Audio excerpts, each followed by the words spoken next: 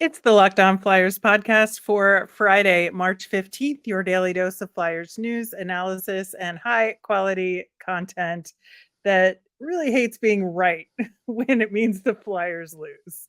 Yeah, it sucks to be right. Your Locked On Flyers, your daily podcast on the Philadelphia Flyers. Part of the Locked On Podcast Network, your team every day.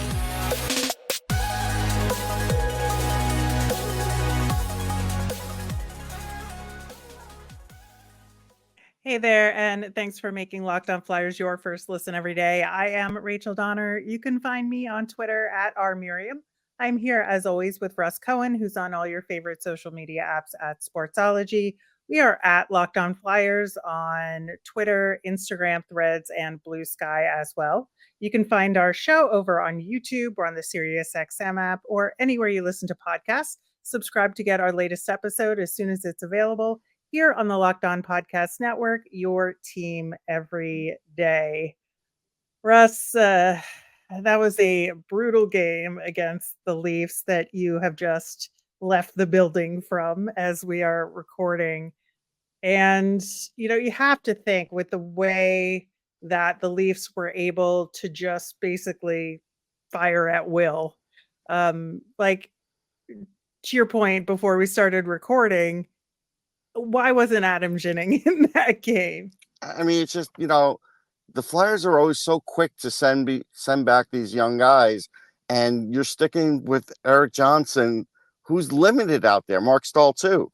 Really limited. And it really shows up against teams like this. You can miss Nick Seeler all you want, but Nick Seeler wasn't going to help him win this game either. And I don't know. I just think that's always kind of short-sighted. But to me, horrible way to start the game. Put in the Flyers, what we'll call their second line, which really, if they play that second line in the playoffs, they would get killed on it if they make the playoffs. But, you can't have Paling and Cates matching up against Austin Matthews. You just can't do it. And you have Sean Couturier there, which I don't care what version of him it is. He knows how to play defense. He knows how to win faceoffs. Why in the world would you make it easier for the Leafs on those matchups? You're the home team. I don't get it. Well, and that's the thing is like, why are you not only, having Couturier, who clearly is a little step behind, right? Just because of his speed given Sure. every season. So why would you then hamstring him with Gurianov Right. and Brink? Because, and I say this lovingly, this isn't like a knock on them. I'm just saying can't do his thing. Like, he needs one other guy who's at his Right. level in order to be able to do his thing. So to not have a Konechny, a Lawton, a Farabee, even Tyson Forster, I think would be better on a line with him. And I understand they're trying to limit his minutes, but he can't be himself when he has to carry the line like that. Right. I mean, this is where I also say, why couldn't Lixell be there? Like, it's just, I look at Gurianov and I think, I'm not sure why they're even wasting their time with him, honestly. I don't see anything that's going to really show up. I just don't. And it's like, I don't know, why he's getting ice time, but he is, right? So there's that. I think the biggest thing was on defense, and the Leafs played very good defense. The thing about it was they were ready for a lot of things that were going to happen. When Tippett was trying to get on a fast break, they were with him. When Farabee was trying to move on the inside track, they moved him outside. So they were ready for all that. They did their video work. They knew what the Flyers' tendencies were. And then they just played defense. And even Austin Matthews, who's the last couple of years playing better defense, is really proud of the defense he plays. And when you see him playing defense that hard, that makes their whole team play that hard. And so we talked about it. You got to get quality shots. You can't try and block shots. You saw them walking around the block shot guys. It's just, this is a different team. You have to respect them and try and play them straight up. And I just felt like they were doing the same old thing, and it wasn't going to work against these guys. Didn't work the first time during the year. Probably not going to work next Tuesday if they do the same thing too. Right. And that's the thing is when you block a shot, you don't have the opportunity to retrieve the puck. Right. You don't, because it bounces off of you and goes somewhere. And especially when you're on the penalty kill, let's say, this allows the puck to move somewhere else, and the Leafs are so good at puck distribution, and especially so on the power play, that you're not gonna get around fast enough in order to make anything happen other than you just being like a pylon or a bumper on a pinball machine, right? It's not gonna help you. No, and there's something else too. I was talking to somebody about this post game. The teams are figuring out to shoot far away from the Flyers. Like that Bertuzzi deflection was probably the furthest deflection I've seen all year. Wasn't even near the crease. But Matthews figures I'm going to shoot far and high. And you know what? And it's not all Ersson's fault, like the fourth goal was. But it's not all Ersson's fault. A lot of those guys are getting in the way of the defenseman's view, especially on those long shots, the way they play. And teams know this now. And so they're going to start to do it more often. Yeah, I think so. And speaking of Ersson, I do want to talk about him because this is now the second game he's gotten pulled in recent weeks. And Felix Sandstrom coming in, doing the best he can under difficult circumstances. I mean, it was a good second period from him, honestly. A really good second period. Right. It was just the third period where, again, it was more of a defensive structural problem than a Felix Sandstrom problem, even though you would have liked to see him save one or two of those. But especially those two goals in quick succession. Right. Like, you would have liked to see him stop one of them. But I just think that it doesn't bode well for this kind of pressure for the two of them right now. And that's where I think the problem is like, I don't know how much of this they can withstand. Right. And we've talked about it. Like, this is all new territory for these guys. Yeah. These So goalies. it's something to keep an eye on. And, it's not that I think either one of them are bad goalies. I don't. No. I think the circumstances and the blue line injuries are combining for like just some unfortunate situations for them. And I think we have to keep an eye on them just for their own sake, not because I think they're bad goalies. Yeah. And something else that kind of bugs me, when you do give all these minutes to Hathaway, he's losing it out there. Like he was out of control. At the beginning of the third period, you could see that he was just losing his stuff out there. And there's a limitation to how many minutes you should play him a game. And to make him a second liner, like, listen, I get the effort's good. It's really good.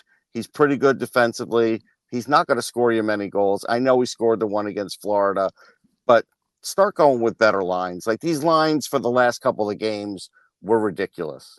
Yeah, I think with Hathaway, we talked about him, I want to say like 6 weeks ago, where he had actually done a good job of tampering that. And just something happened where all of that progress went out the window. I know. And he's become more of a liability again. And, I think he's a solid fourth liner when he can stop with that stuff, Yeah. And we got to say, Travis Konecny hasn't scored a goal since sometime in February, late February. Yeah, I think, once they went down by like 3 or 4 goals, I forget exactly when it was, and he just tried to put the whole team on his shoulders. I know. And that isn't going to work either. But like, you got to feel for him in those circumstances, because you could just see that happen where he was frustrated and he's like, well, I'm just going to do it myself. And it wasn't working, and that made him more frustrated. And I just felt so bad for him at that point. Yeah, and I'll give Forster credit on the shorthanded goal. That was nice. Good effort.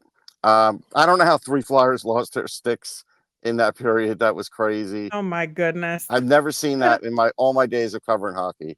Never ever seen 3 guys without their sticks. It was it was crazy. I could not stop laughing when it happened. But I mean, you have to laugh at that. Yeah. You have to, because otherwise you just start crying and then it's a mess, and we don't need that. But, yeah. I guess on to the next one. And speaking not of going to that, get any easier. Yeah. Nope, it is not. We are going to talk about those Boston Bruins coming up next. Did you know that even if you have a 401k for retirement, you can still have an IRA? Robinhood has the only IRA that gives you a 3% boost on every dollar you contribute when you subscribe to Robinhood Gold. But get this, now through April 30th, Robinhood is even boosting every single dollar you transfer in from other retirement accounts with a 3% match. That's right, there's no cap on the 3% match. Robinhood Gold gets you the most for your retirement thanks to their IRA with a 3% match. This offer is good through April 30th. Get started at robinhood.com/boost. Subscription fees apply. And now for some legal info. Claim as of Q1 2024, validated by Radius Global Market Research. Next week on the show, there will be even more tough games to talk about as the Flyers have a repeat against the Leafs. We've got Boston plus the Canes and Panthers again. It's good times ahead for the Flyers. Gauntlet. But we start with the Boston Bruins. The last game the Flyers faced them was on January 27th. If you recall, Boston won that game pretty handily. It was 6-2. And I think that was one of the games, I'd say that 5 or so games this season, I would say the Flyers feel the worst about this Yeah. season. Well, I mean, again, Not the worst, but pretty close. no, but the Bruins have those kinds of players that are going to give the Flyers trouble, and it's really like it's just a talent gap. That's really what it is. So these guys have experience; they know what to do. Their power play is deadly. Pasternak comes in; he gets 3-4 points every game, and Marchand knows what he needs to do as well, being a rat, and it seems to work out for them. They have good goaltending, right? I mean, Yep. Yep. At the trade deadline, of course, I think the biggest news was who they didn't trade, and that was Ullmark. They still have to figure out what they're going to do in the offseason on that front. But they did keep him. They picked up Pat Maroon and Andrew Peak. But the Pat Maroon situation is interesting because they knew he was hurt when they right. got him. It was for a depth forward with leadership and cup But experience. don't worry, they're using them on so Instagram. They're getting their money's worth out of him. Well, He's but that's making what's videos. interesting because he's on IR and they knew he was going to be on IR, but apparently there's some argument or some sort of differing opinion as to what his recovery process is and was going to be. Like the medical staff of the Bruins disagrees with what the Wild was doing as far as the rehab process. So TBD in terms of when he might actually be in action. So he's probably For out the the rest of the Bruins. regular season, and it's a matter of can he get back at some point in the playoffs, right? That's what it seems like. It seems like it. The other non-news issue for them is that Jake DeBrusk did not get a contract extension at the trade deadline, as many other players on expiring contracts who were going to stay on their teams got those contract extensions at the deadline. He did They weren't not. in love with him anyhow, right? I mean, they just weren't. Right. Right. So that's a question mark that will be answered in the off season for them. He'll go to I Winnipeg. That's where he'll go. Well, could be. So JVR was not at their most recent practice, so not sure what's going on with him, but we may not see him. The Bruins did play Montreal last night. We're recording this before we know the outcome of that game, but Ullmark was in net for that game. So probably going to see Swayman, but who knows? But JVR's already had his video tribute, right, for coming back.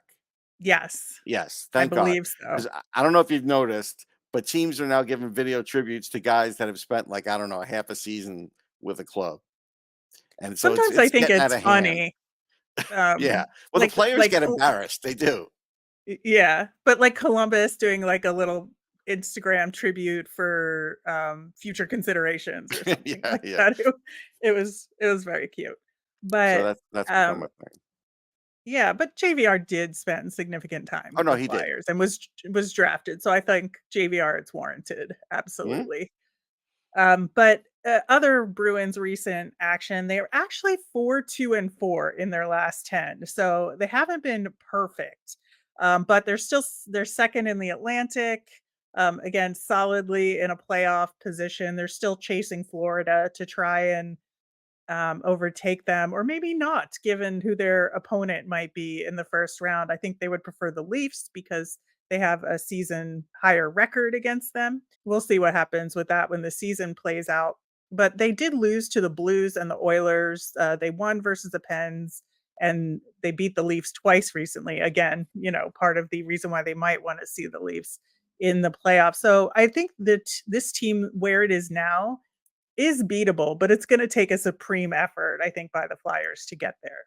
Yeah, I think even with these injuries, it's going to take a near perfect game because one thing that the Bruins have is they have size, and it's a big deal when you've got guys like Beecher and Frederick.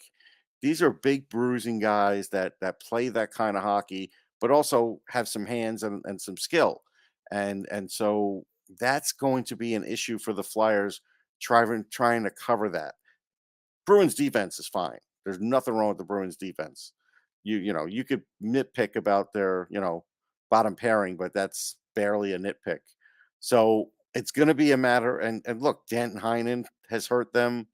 So good, you got to roll a full four against this team, and you can't really shorten the bench. I don't think. I think if you shorten the bench for the Flyers, you're going to run into the trouble because they have four that they're going to roll, and they split up their minutes really well. And I think that's the issue here. And the goaltending battle is a tough one. I mean, even if Ersson plays his best, he's going up against either Swayman or Allmark, and they're both capable of winning, an award every year. Yeah, the Bruins have, the 3rd highest save percentage in the NHL. Yeah, so the Jennings is what they could win this year. Yeah, they absolutely could. I would not put it past them to do that. But so I think it doesn't really matter who's in net No. for Boston. It's going to be a tough goaltender either way. But it is interesting. We talked about this in January when the Bruins were the opponent then, and they are not a team that's hugely dominant in any given thing. They're just very, very good at a lot of things, and that's Yes. what brings them success. Yeah, they can come from behind. They can play and hold the lead. The biggest thing is you do have to keep them off the power play because that's where Yes. Pasternak will just kill you.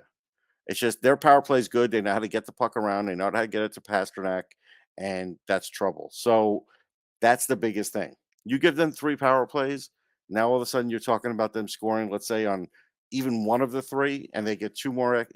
Again, this is another game where they got to get 4 goals.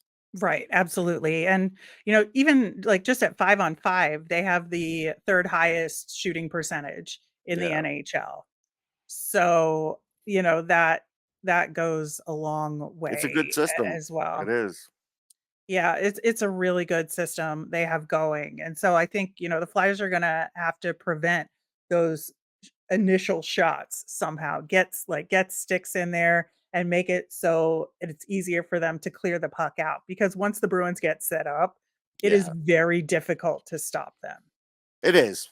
They're good at holding on to the puck and getting multiple shots and getting really good chances. No question. Really, really good. Can't give up the rebounds. Ersson's pretty good about that. But last game, Yeah. I felt like he wasn't on top of that, even though he had a good game. And the game before, we know he wasn't on top of that. So he's going to need to really be at his best. Yeah, I think so. And again, I keep talking about this, but I think with this stretch of games, we did a preview, I think last week, about this gauntlet that the team is going Yes. through, that the defensive structure is going to have to tighten up. And we talked about the blue line yesterday or the day before. Time is a flat circle, but we talked about it in terms of, what's the best strategic way for this blue line without Walker to be most effective at what it does best. And I think that we're going to have to see over the next week what that is. It's going to take them a few more games, I think, to work that out, not just in terms of the pairings, but in terms of systematically, like, how do they want to approach these top teams in terms of driving play to the outside versus standing up at the blue line. Like, what's going to work best for them, right? Yeah. Honestly, this game, I don't think is about blocking shots because they Yeah. have too many guys that can walk around the guys trying to block. They got a lot of guys with good stick and puck control, especially on the top six. So I feel like you do that, and Marchand and Heinen even and Pasternak, they're going to walk around that and find their shot. So maybe just keep them to the outside and not as many blocks. Right, and that's what I'm saying, like, you can't let them get set up because Right. you're Right. you're just not gonna be able to do the shot blocking that you're used to, so you're gonna have to prevent them from getting set up in And the then of first course just score on the power play because we know they can. place. Um, I would love to eat those words. Please, Flyers, make me eat those words, I am begging you. Put a little salt on that. Yeah, absolutely. All right. There's been some more talk recently around the NHL about relocation and expansion with the news out of Atlanta. And we are going to talk about that coming up next. Grocery bills are so expensive these days, but now they don't have to be. Start getting cash back on your grocery shopping with the free Ibotta app and get cash back every time you shop. Ibotta is a free app that gives you the most cash back every time you shop on hundreds of items from groceries to beauty supplies to toys. So you can make sure you're beating inflation no matter what you're purchasing. The average Ibotta user earns $256 per year. That could cover the cost of an entire shopping trip. You can buy that flight you've been eyeing, that game you're dying to go to, or the fancy dinner you've been craving. Other apps give you points that don't amount to much. With Ibotta, just add your offers in the app, upload your receipt, and get the real cash that you can cash out to your bank account, PayPal, or gift cards. Join over the 50 million users and earn cash back every time you shop from over 2,700 brands and retailers, including Lowe's, Macy's, Sephora, Best Buy, and more. Right now, Ibotta is offering listeners $5 for just trying Ibotta just by using the code Locked On NHL. When you register, just go to the app or Google Play Store and download the free Ibotta app to start earning cash back and use the code Locked On NHL. That's Ibotta in the Google app or App Store and use the code Locked On NHL. Locked On has launched the first ever national sports 24/7 streaming channel on YouTube.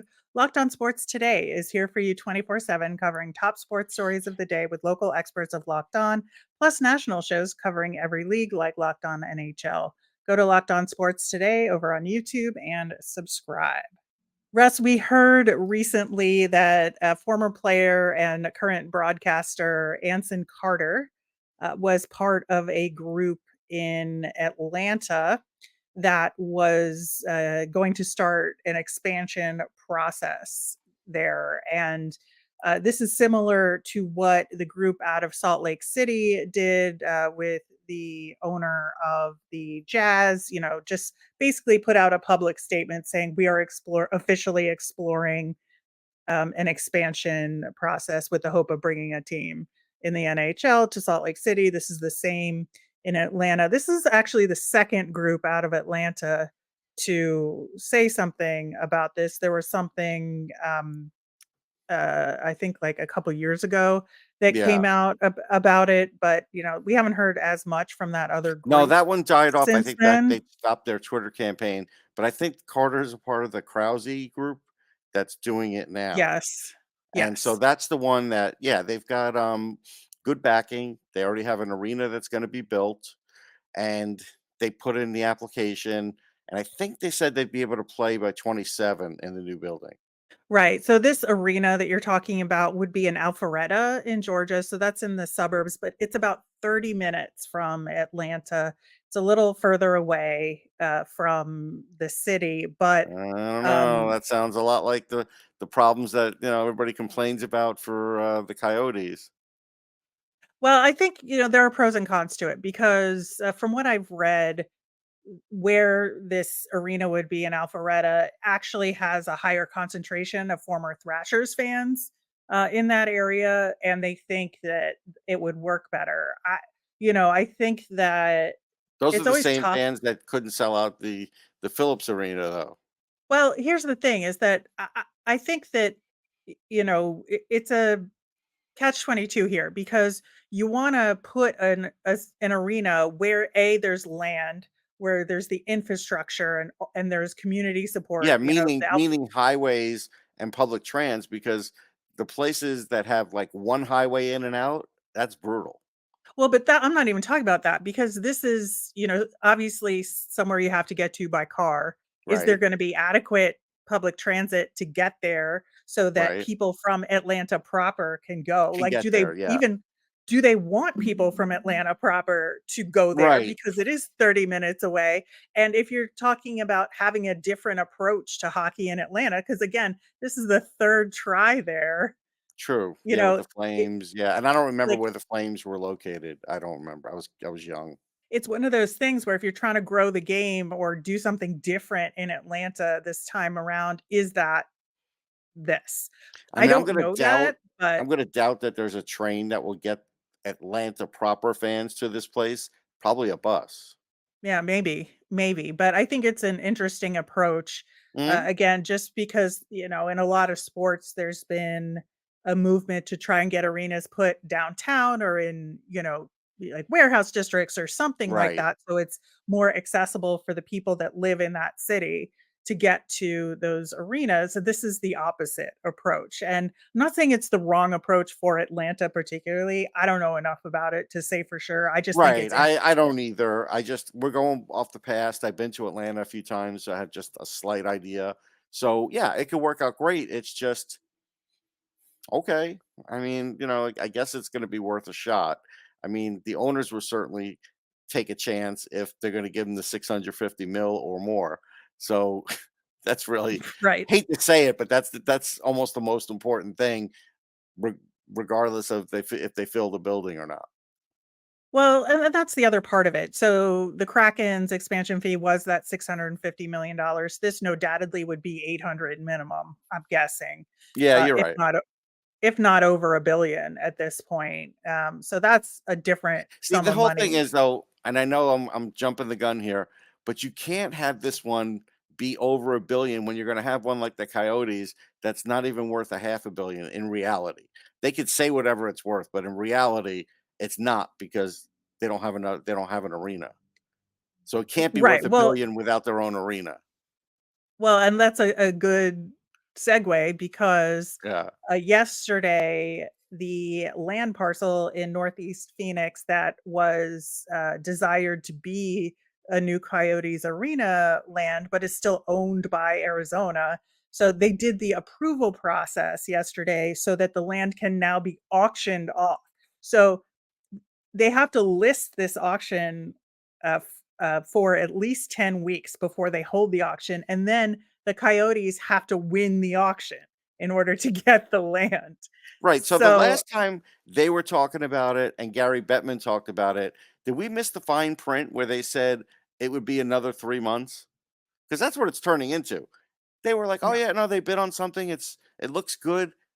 That was a while ago, and now we gotta wait 10 more weeks, and then they have to still place the auction and have to win it. There is going to be a definite race against time to see if they're staying in the NHL or they're gonna move them to another city by the time they make the schedule. It's gonna be a race against time. It is because I really think they have to decide before the draft Yeah, yeah, at latest, what yeah. is gonna happen, at least, once the And the agreement schedule with guy might as well Mullet just goes be in out. Vegas working through the night trying to figure it out if they indeed make another choice. Because you would think that would be the place to announce it. I'll give you an Right. example though, like, so back in the day when Seattle got moved, that thing was a surprise, right? And I went there the year that they were there and then they weren't, right? And I thought the arena was fine. I was a guest of Microsoft. I was in the suite. Place was nice. It was rocking. The fans were there. Then they moved to Oklahoma, but at the draft, at the NBA draft, like Kevin Durant, their biggest star, was in a Seattle jersey. He never played for Seattle. So do you want that to happen here where guys get drafted, they're in their Arizona stuff, Upper Deck takes all the pictures, and then all of a sudden in a month, oh no, it's another team. Now they got to go back and they got to touch it all up. I mean, you got to think about these things. It's a marketing thing. It's a chance to market a new market. There's probably a better way to Yeah. say it, but who knows how the timing will be. Yeah, well, and honestly, my main concern is there the player talent to support it? And, is there the infrastructure to support it? So I've thought And about this, Rachel. Go ahead, you well, but finish, then I'll tell is you. there also the officiating to support Oh, wow, no, don't. this? We are not going down the Right. officiating road right now, right? I Well, think there but are it's the other thing. officials. There are AHL officials. I think there's other officials. Here's Right. my biggest thing though, because being a Mm. prospect guy, I have to watch players far and wide, and then I keep up with them even after they're gone from the draft and they're in organizations. I do that for a little while too, right? So my thinking is, in my head, how many teams don't have a number one center? It's probably 6 or 7, but let's say it's 5. Now it'll be 7 because now you're adding 2 more. Okay, but team could survive without a number one. How many teams are without a number one defenseman? It's probably 7 or 8. So now maybe it's 10 out of 34, right? It'd be 34 teams. So I think there's enough players, but as far as star power, there's not enough. So it depends how you want me to say it. If you want me to say, is there enough talent to get 2 other teams going? Sure. But those teams are going to be playing with a lot of like 2s and 3s and 4s, or even 3s and 4s and 5s on defense. And then, 2s and, a lot of players are going to have to play up. So it could work out, but it's definitely going to dilute the league this time because I just don't know where the next windfall of players is coming from. Yeah, that's where I think the biggest problem is that I just don't think the league can support more players and have the product be as good. I just don't. I give you a thing though. Thing that could save this is if by 2027, or really it would be 26 that summer, right? When they would do an expansion draft, something like that. Is that when Seattle did it? Was it the summer? Um, Yeah. yeah. If things were better with Russia and players could go and move around freely, it would certainly help. Yeah. I think that's fair. I think that's very fair. All right, to be continued. We'll see what happens with Arizona. We'll see what happens with Atlanta, Salt Lake City. So many factors to consider. That'll do it for today's show. As a reminder, we always want to hear from you. You can send in mailbag questions via Twitter at Locked On Flyers. You can email us at lockedonflyers@gmail or comment on our YouTube channel. I'm Rachel. I'm on Twitter at rmiriam. That's RMIRIAM. I'm Russ. I'm at Sportsology, SPORTSOLOGY. Have a great weekend, everybody.